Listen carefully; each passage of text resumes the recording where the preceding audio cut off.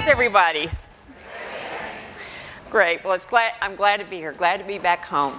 I want to let you know that dance has been a part of my life, starting at the age of 6 when my mother enrolled me in dance classes. Years later, I'm still dancing as a jazzercise instructor. And for those of you who may not be familiar with jazzercise, it's a workout program that's been around for more than 50 years. Being an instructor requires the ability for me to think on my feet, literally and figuratively, learning new routines and practicing. And yet when, not if, I forget a step, I have to keep going. The music doesn't stop. I can't start over. That's when resiliency kicks in, recovering quickly and keeping the class going. And although I've never completely forgotten a routine, I have started one using the music of one song and the steps to another. Oh gosh. That same resiliency is required when losing a job. If it hasn't happened to you, you probably know someone who's gone through that experience, and or you're working with employees who've been through this. When it happens, there's a flood of thoughts, strong emotions, and uncertainty. But yet you have to bounce back as quickly as possible to be ready for that next opportunity, to be resilient. One of the things that you have to remember is it's important to focus on what's important so that you are ready for that experience. And like dance, when I've lost a job, I had to bounce back. I'm not saying it's easy, but that's the real world. Today I'm going to share with you 2 experiences and what I learned along the way to be resilient. The first time it happened in my 20s. It was a small advertising agency. The boss was brilliant, so creative, but not a very good businessman, as I would soon find out. He told me he was having trouble getting the employees to meet deadlines. He wanted me to determine the cause and correct it. Part of the job offer, keep in mind I was in my 20s, part of the job offer was a company-provided red BMW. That was a far cry from the orange Buick I was driving at the time. I took the job. It didn't take me long, though, to determine that he was the problem. He micromanaged and would often leave town for a week at a time when the pressure became too much for him to handle. When I told him delicately, of course, that he needed to let his employees do the jobs they were hired to do, he started to treat me differently. Something told me I needed to start looking for another job. Then it happened. He fired me. He told me I didn't know what I was doing. He escorted me out of the building. He told me I could keep that BMW along with the car payments. I was back in my orange Buick. Life went on. It just so happened I had an interview later that same day. Fired at 11, interview at 3. After crying in the car, I touched up my makeup, took a few deep breaths, and compartmentalized. I had to go to that interview as if it was just another day. Who was going to hire someone with red eyes and a sad face? Instead, I had to display confidence, professionalism, and not give in to that emotional pain. The interview went well. And that was one of many times that I realized that I could bounce back, take care of myself, and be resilient.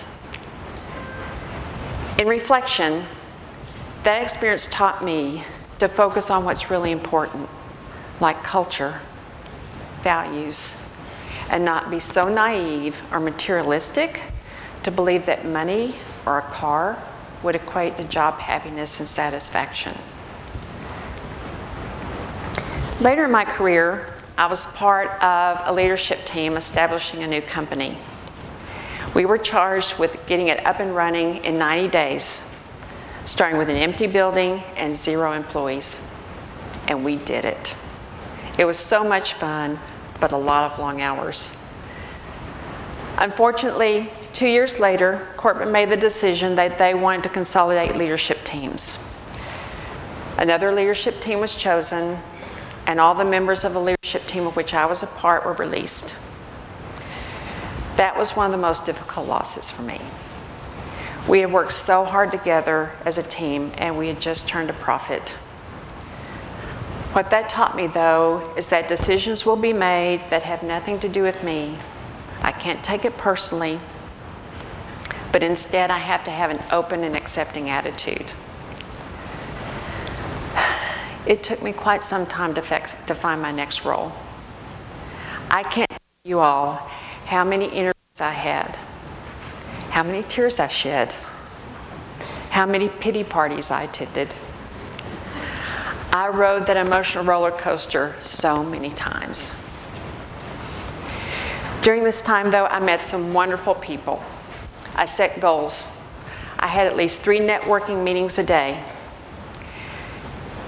It made such a difference in being around positive people. It made a positive impact on my outlook. I also volunteered more. Not only did this increase my network, but it gave me the opportunity to give back, and that was personally rewarding. And I was making commitments to friends, organizations. Taking these steps helped me realize the importance of having a positive attitude. I had to keep telling myself I was going to land on my feet and that I was in control, choosing the interviews I would have, choosing the people I would be around, choosing to say no.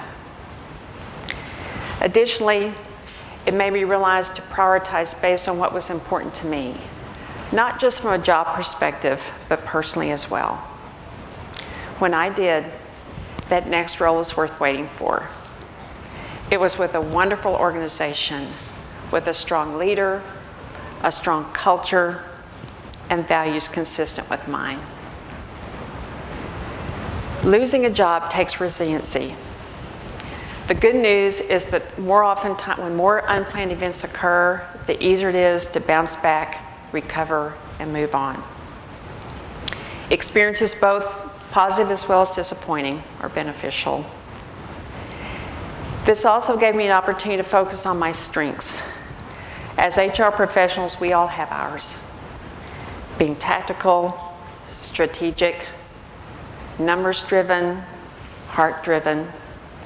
Knowing my strengths, and therefore knowing what I truly enjoy doing, helped me to better prepare for interviews and more quickly determine whether or not that organization and/or the position were a good fit. That same resiliency is required being an instructor. Whenever I miss a step, I have to keep going. I may not have the routine down succinctly, but I have a job to teach. The same thing can be applied when it comes to strengths. I know my strengths as an instructor. I know those routines that I can do really well, especially if they include push-ups, as well as knowing those routines that I should let other instructors perform. So just like building a muscle through jazzercise, building resiliency takes time, patience, and intentionality. Then with that, you're able to move more quickly when something does occur. Changes are inevitable, and the steps I've taken with each change have been many. In turn, they've helped me to get through challenging and difficult times. From these experiences, here are 3 takeaways. In addition to learning that a BMW does not equate to a great job. First, take care of yourself. Allow yourself to go to a brief pity party. Then focus on what's going to help you to move forward. That can be talking to your best friend, keeping a daily journal of your accomplishments, having your mentor help you with an action plan, working out, taking a jazzercise class. Doing so will boost your overall health and enable you to better face that challenge. Second, Compartmentalize. This allows you to be in control of the situation and of your emotions and not allow one event to define you or overpower all other aspects of your life. You'll be in a better position then to focus on what's truly important, your values. 3, give back by making and keeping commitments. Giving back, such as volunteering, is personally rewarding. It puts your emotions aside, takes the focus off of you. Taking that brief mental break will allow you to come back to the situation with a fresh perspective. It also reinforces the importance of making and keeping commitments. People are counting on you to fulfill your obligation. For example, I had an obligation to show up for that interview. I couldn't call and say, I had a really bad morning. Can we reschedule? Actually, I could have. The question would have been, would I have been given a second chance? Instead, I made a choice to keep my commitment. Taking these steps will increase your confidence, knowing you're going to be successful and overcome that situation. They will enhance relationships because of the stronger network that you're creating.